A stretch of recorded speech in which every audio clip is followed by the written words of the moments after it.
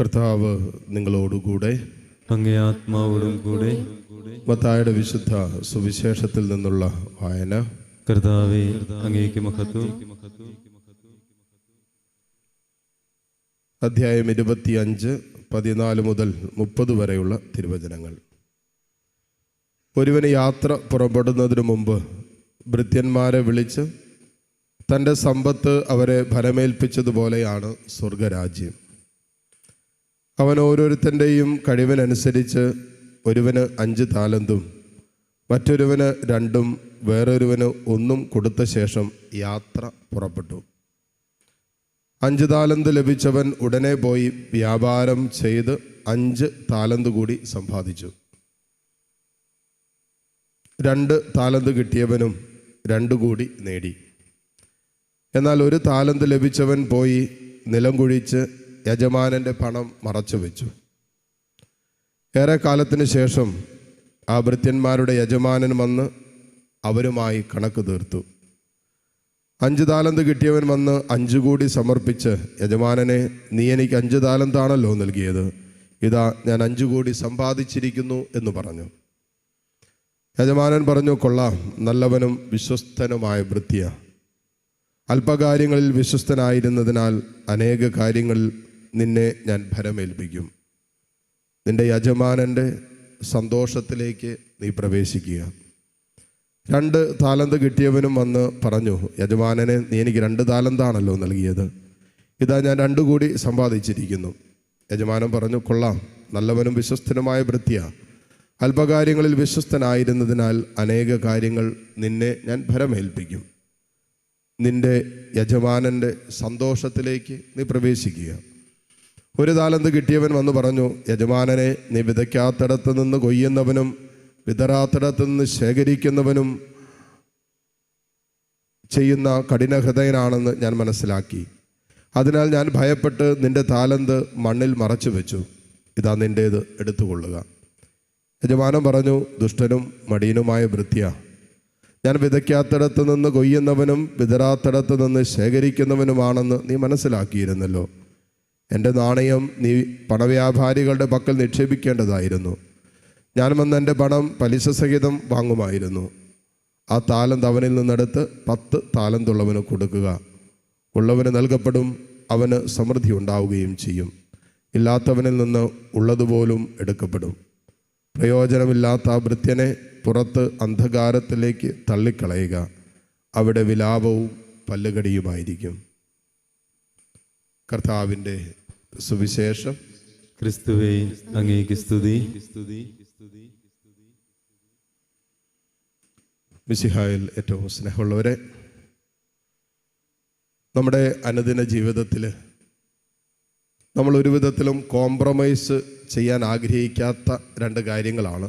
1 നമ്മുടെ അഭിമാനം, 2 നമ്മുടെ സന്തോഷം.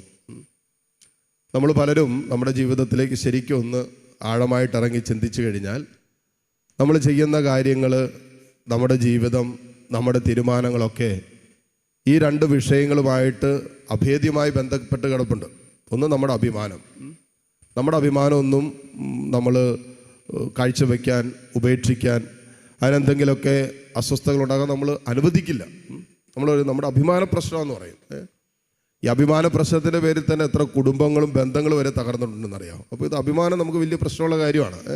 ഒരു ദുരഭിമാനത്തിലേക്ക് പ്രവേശിക്കുക, അല്ലെങ്കിൽ നമ്മുടെ അഭിമാനം നഷ്ടപ്പെട്ടു പോകുന്ന വിഷയങ്ങൾ, അത് നമുക്ക് വല്ലാത്ത ഭാരം സമ്മാനിക്കുന്നതാണ്. അതുതന്നെയാണ് നമ്മുടെ സന്തോഷവും. നമ്മുടെ സന്തോഷം നഷ്ടപ്പെട്ടു പോകാൻ നമ്മൾ ആഗ്രഹിക്കുന്നില്ല. നമ്മൾ ചെയ്തുകൊണ്ടിരിക്കുന്നതൊക്കെ നമുക്ക് സന്തോഷം കിട്ടുന്ന കാര്യങ്ങളാണ്.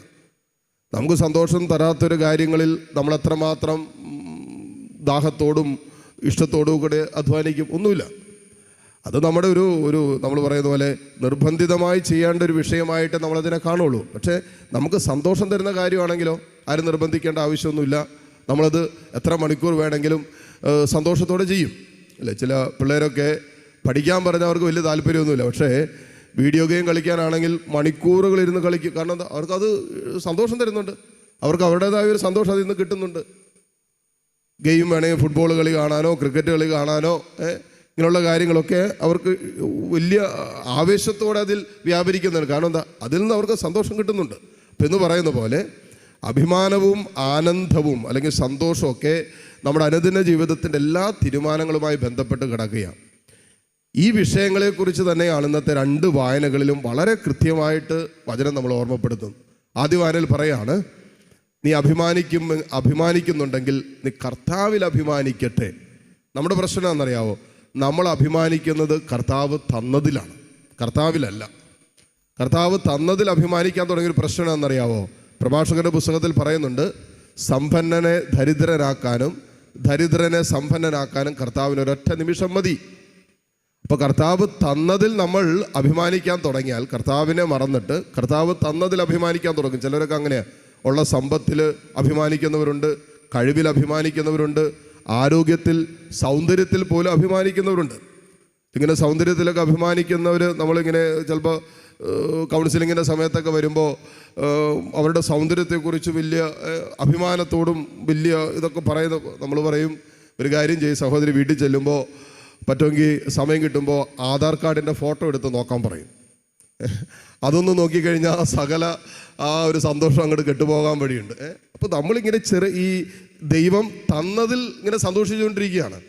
പൗലോസിനെ പറയുന്നത്, നിങ്ങൾ കർത്താവിൽ സന്തോഷിക്കുക.